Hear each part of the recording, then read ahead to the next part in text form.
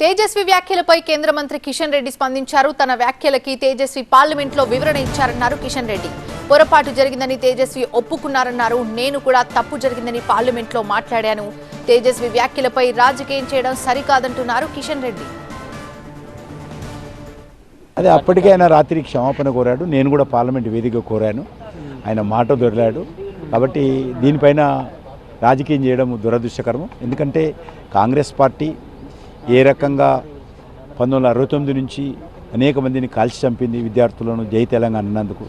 అదేవిధంగా 1200 మంది తెలంగాణ విద్యార్థులు ఆత్మ బలిదానం చేసుకున్నారు, ఉద్యమకారులు ఆత్మ బలిదానం చేసుకున్నారు.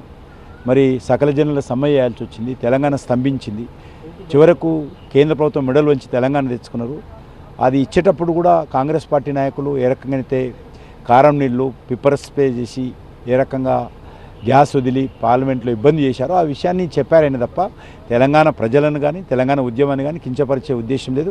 ఆ రకంగా ఎవరైనా భావిస్తే నేను వెనుక తీసుకుంటున్నా అనే విషయం కూడా ఆయన పార్లమెంటు వేదికగా చెప్పారు. నేను కూడా స్వయంగా పార్లమెంటు వేదికగా చెప్పాను.